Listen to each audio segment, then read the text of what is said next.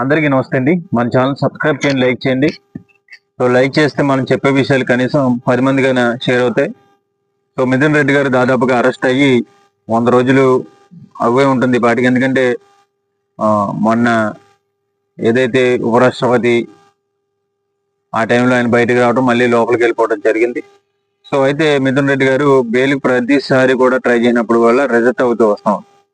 So అది ఎందుకు అవుతా ఉందంటే వారి కారణాలు వాళ్ళకు ఉన్నాయి. అయితే మిథున్ రెడ్డి గారిని సిట్ అధికారులు ఇంకో 5 రోజుల పాటు విచారించాలని చెప్పేసి కస్టడీలోకి తీసుకోవాలని చెప్పేసి కోర్టు వారిని కోరడం జరిగింది.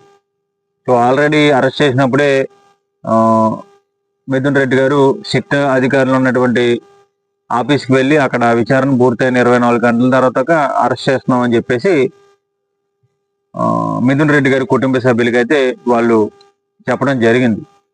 సో విచారణ భాగంగా మరొక 5 రోజులు తీసుకొని ఆయన మాకేమీ సహకరించలేదు, సో ఈయనకి బెయిల్ ఇస్తే ఖచ్చితంగా బయటికి వెళ్ళి సాక్ష్యాలు తారుమారులు చేస్తారని చెప్పేసి ఒక అపోహగా కోర్టుకి చూపించి మరికొన్ని రోజులైతే మిథున్ రెడ్డి గారిని లోపలించే ప్రయత్నం అయితే జరుగుతోంది.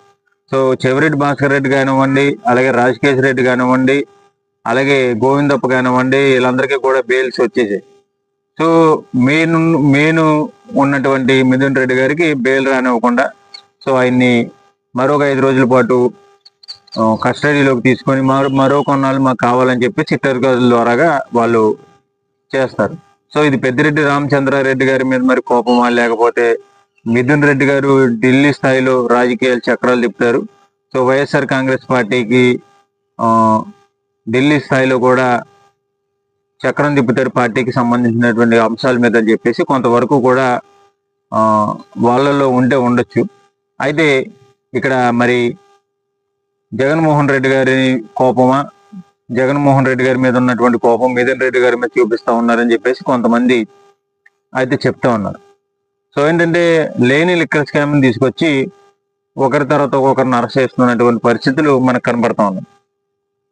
అయితే నిజంగా లిక్కర్ స్కామ్ జరిగింది అనుకుంటే మరి రాజకేశ్ రెడ్డి, గోవిందప్ప, అలాగే వీళ్ళందరినీ కూడా అరెస్ట్ చేసినప్పుడు వాళ్ళు కోర్టులో సబ్మిట్ చేసినప్పుడు వీళ్ళు లిక్కర్లో అవినీతి చేశారని చెప్పేసి కోర్టుకి సరైనటువంటి ఆధారాలు చూపిస్తే వాళ్ళు ఖచ్చితంగా శిక్ష పడేది. సో వాళ్ళందరికీ కూడా బెయిల్స్ అనేవి ఎందుకు వస్తూ ఉన్నాయి?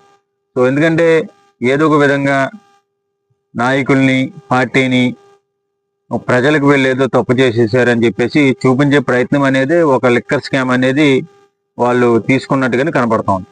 సో ఏంటంటే ఆల్రెడీ రేపు మాపు అంబటి రాంబాబు గారు కూడా ఆ రోజు ఎన్నికల ప్రచారంలో ఈ లిక్కర్ స్కామ్లో జరిగినటువంటి డబ్బుని ఆయనకు కూడా పంపించారని చెప్పేసి ఆల్రెడీ మొన్నే ఒక కథనం కూడా రావడం. అలాగే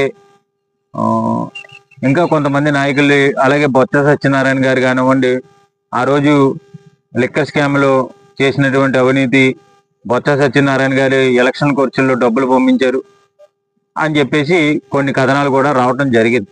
సో అలా ఏంటంటే ఈ లిక్కర్ స్కామ్ పూర్తిగా చూపించుకొని ఒకరి తర్వాత ఒకరిని విచారణ పేరుతో వాళ్ళని కొన్నాళ్ళు లోపల పెట్టి సో ఇబ్బంది పెట్టే ప్రయత్నం చేస్తాం.